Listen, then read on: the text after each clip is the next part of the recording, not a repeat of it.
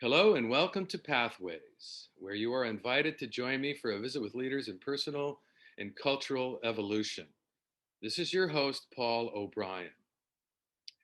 Today's guest on Pathways posits that every one of us is creative, that there is an innate calling to respond to the world through some sort of creative medium. Myths, fairy tales, and ancient stories from around the world point to this. They speak of a quest, a journey fraught with obstacles, demons, and monsters. From Persephone to the Ugly Duckling, the themes and challenges within these stories still speak to us today and offer inspiration relevant to our own individual hero's journey. Our guest today is Yehudit Silverman, author of the new book, The Story Within, Myth and Fairy Tale in Therapy. Yehudit is a creative arts therapist and former chair of the Department of Creative Arts Therapies at Concordia University in Montreal. She created the Story Within method out of her clinical practice and has been teaching it to graduate students for over 20 years. An award-winning documentary filmmaker, she produced and directed The Story Within, Myth and Fairy Tale in Therapy, a video which is a helpful companion for the book. She also produced and directed The Hidden Face of Suicide, a video that enters the world of survivors, those who lost loved ones from suicide, and tells their remarkable stories. In collaboration with the Montreal Museum of Fine Arts, she directed the Seeds of Hope project that brought together diverse communities affected by suicide to make and exhibit self-created masks. Her current film project brings together Jewish, Christian, and Muslim young adults to work together through the arts. She received several federal and provincial grants to work on issues around trauma, suicide, interfaith, and cross-cultural dialogue. Yehudit loves to sing, be in nature, create masks, and hang clothes on the line on a beautiful day. She leads workshops, trainings, creative rituals, and presentations internationally, and we are proud to have her as our guest on the Pathways program.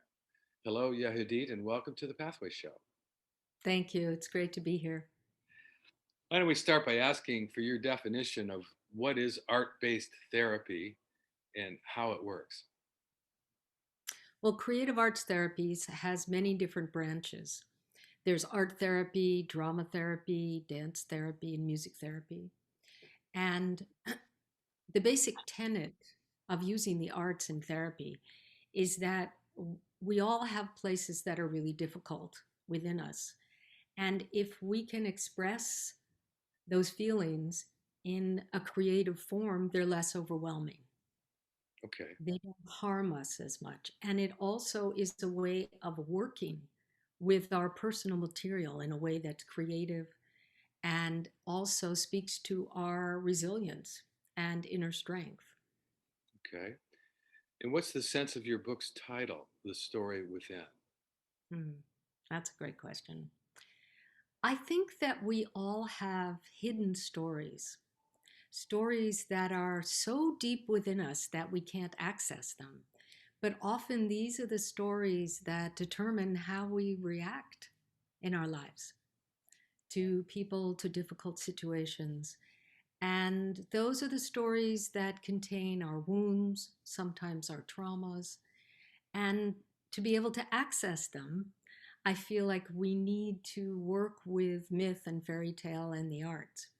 So the story within is really about those deep, hidden stories. And that's why I called it that. So, what's the correlation between my individual hidden stories, for instance, and myths and fairy tales? Mm. Well, that's a real personal journey. And part of the journey starts with just learning how to project feelings into different creative forms. And then there's the process of finding one story. And what happens is that when you look through all the different myths and fairy tales, something resonates. Something can bring tears, something can bring laughter. There's a sense of almost familiarity, and yet it's really important to not know why. because the not knowing why allows us to really go on a personal exploration and not just redo the familiar.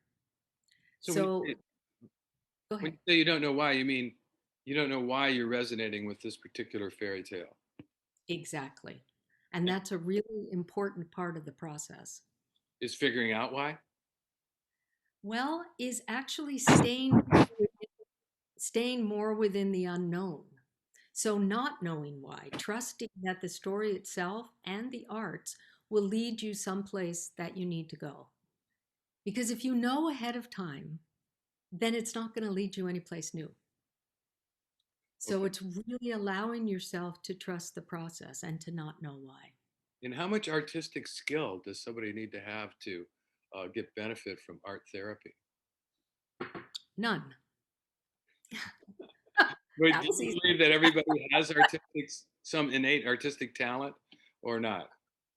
Well, I don't think it's about talent so much as I am a strong believer that creativity is in our DNA, just like anything else, and that we all have a desire to respond to the world creatively. Now, obviously, some people can sing better, some people have perfect pitch, some people can draw lines, but the desire to respond creatively is innate. And one of the goals in the story within process is also learning about our own creative DNA, because often we don't know about that.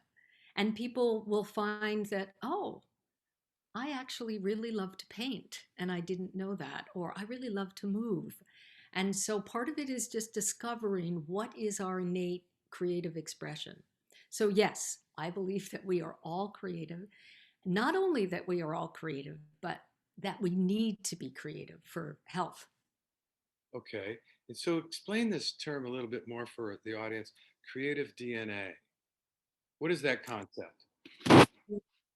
Well, Twyla Tharp, who is, I don't know if you've heard of her, but she's a well known choreographer, wrote a book about the creative DNA. She had this idea, which as of yet hasn't been scientifically proven, that we all have innate tendencies in our creative work.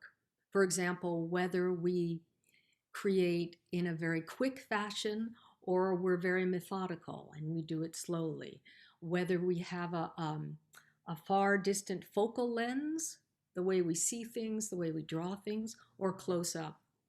So I've taken that a little bit further and I bring in also the perceptions. So I feel like we all have different responses to different creative mediums. For example, one person may discover that when they move and when they dance, it's very emotional for them. Someone else, when they do artistic drawing or painting, that's more emotional for them. And so part of our creative DNA is learning how the different mediums, how we react to the different mediums. It But sounds it's also, it sounds like it's quite a path of self-discovery to do one of your workshops or seminars. And it sounds like are going to discover um, resources within themselves that they didn't know they had. yeah, that's a nice way of putting it. Exactly. I think that's the important thing is really allowing oneself to discover what their creative DNA is and be surprised by what they discover. Do you think most people, I mean, you've dealt with so many people over the last 20 years with your instruction and your workshops and such. Do you think most people go into these things thinking, well, I know I have some ability at writing or drawing or dancing, or do you think they have a concept of their creative DNA? Some people do, if they luckily at least had some exposure to the arts. A lot of people feel like they're good in one thing but not good in something else. And what I found that people discover is that often the medium that they feel the least skilled in can be the one where they're moved by the most and the one that leads them to the most insight. I see. Now, it seems to me that this type of work might be more, well, have exceptional healing power during this new COVID reality that we're living through right now, where people are struggling to find meaning. Do you think it's more relevant under these circumstances and that it's helpful? Yes, that's a really good point. I think it is. I think what's been so difficult during these times is the sense of uncertainty and not knowing. And often people lose their sense of purpose and meaning making. And I think when you go through something like the story within, you begin to get a sense of being on a journey and on a path. And so there's a sense of meaning that can come through about your life. And I think that is so important right now. The other thing is that part of the process entails having witnesses. So Right. being part of a group.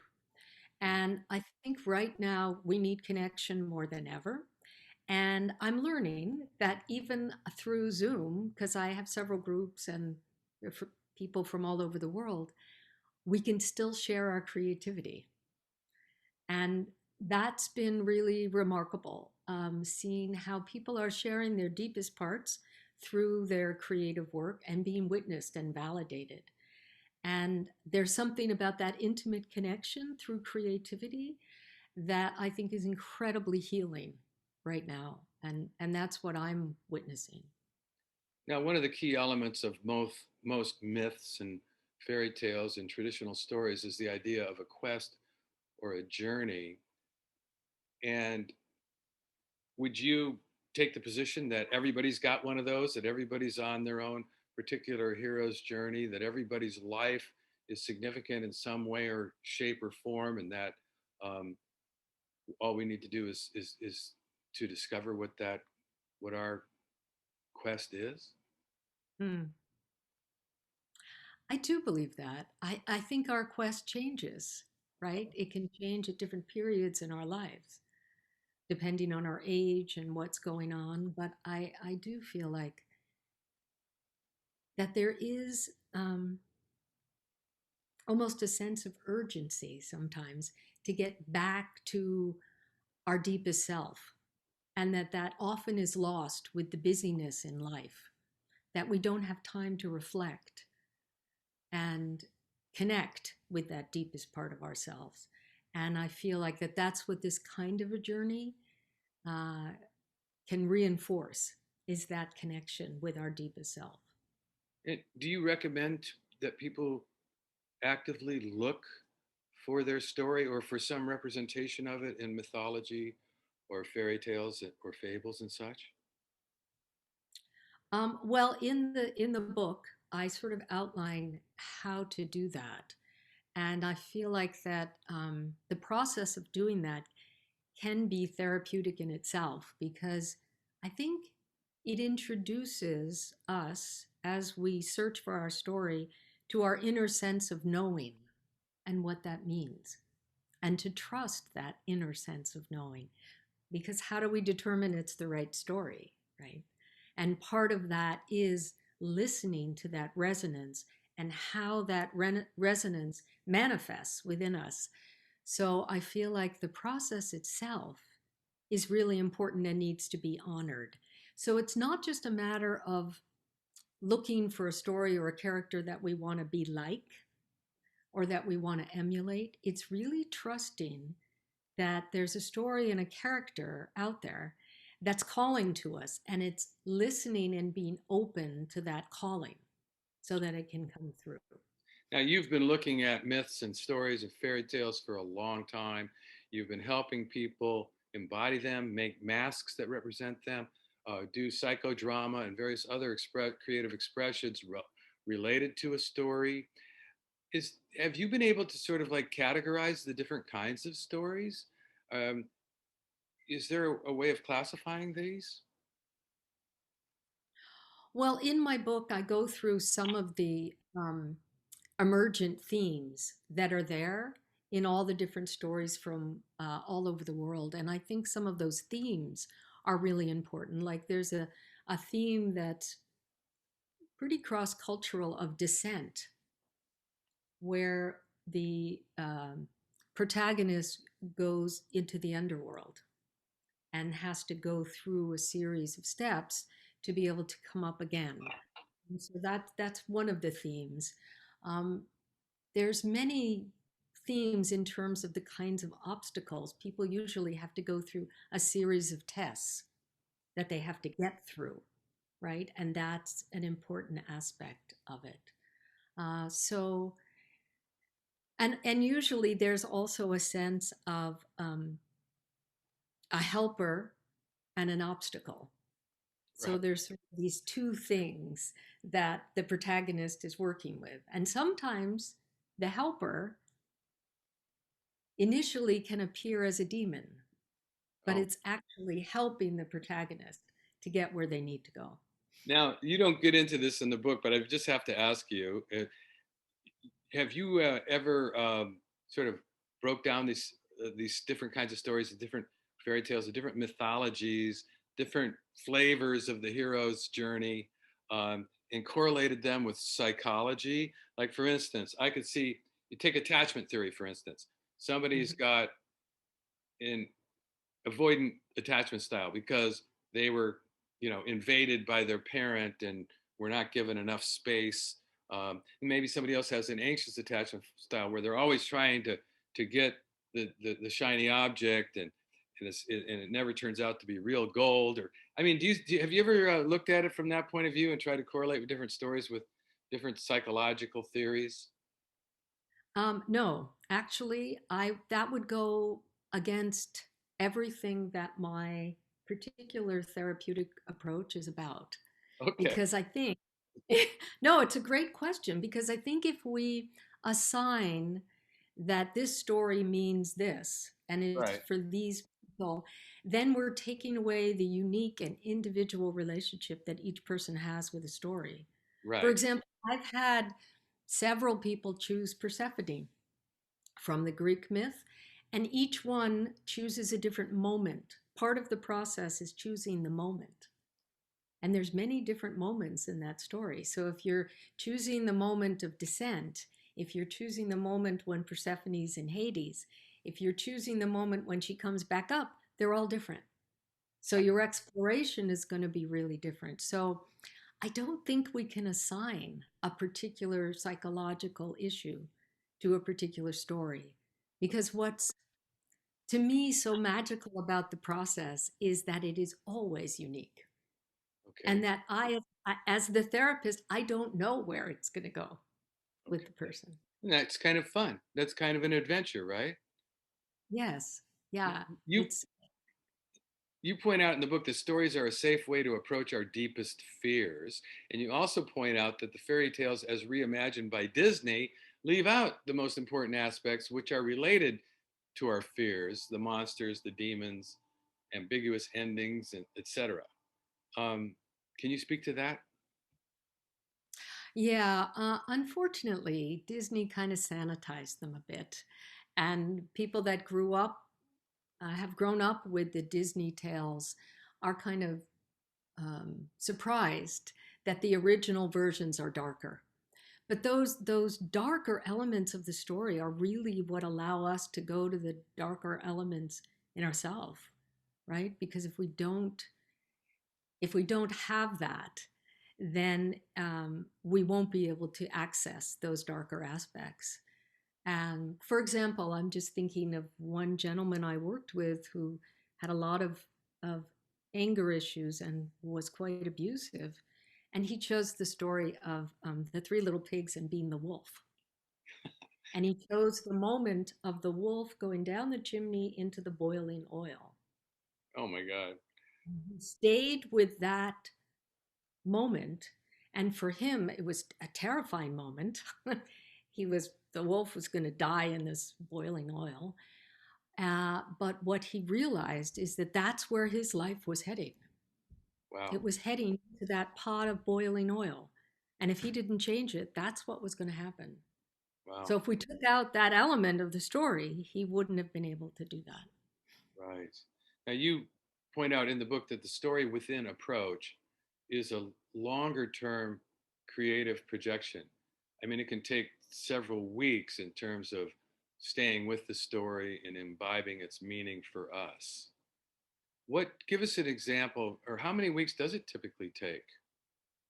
Hmm. Well, it really depends. When I taught it at Concordia for therapists in training, we did it in 6 weeks, meeting twice a week. Let's see. It was a very intense program. When I did it in the hospital, it would depend on many things, whether they were inpatients, outpatients. But I would say that a month to 2 months, depending on what's possible with people, how often we meet. I worked with people that were hospitalized and in bed and did the whole process with them in their bed. Wow. And you have a lot of pages in the book that are on the subject of the making of masks and the processes that you use that utilize masks. Can you describe that for us, please? Yeah, mask making is something very close to my heart. I also make a lot of masks, and I find that they're so powerful for really embodying and getting close to the character. And there's something about masks that's pretty universal. Almost every culture in the world uses masks in some way. And they can be made out of so many different materials, and they're both dead and alive. They're kind of in that liminal space between the two, right? Because they're inanimate, but yet when we put them on, they're animate. Right. Also, the way I use them is as subject and object. So, as object, they can be placed in the room, you can talk to them, you can relate to them as an object. But when you put them on, then it's a subject and you're embodying the character. Hmm. So I find them to be incredibly important therapeutically Hmm. because of the versatility of mediums. And people with absolutely no artistic skill at all can make amazing masks. I've had people make masks from hockey helmets, from coat hangers, from straw, from nylon, and then of course clay and paper mache and Right.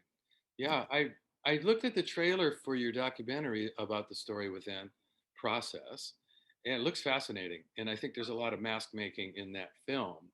Mhm. Um, do you think that that film is a good introduction for people, along with your book, about the dynamic process of the story within?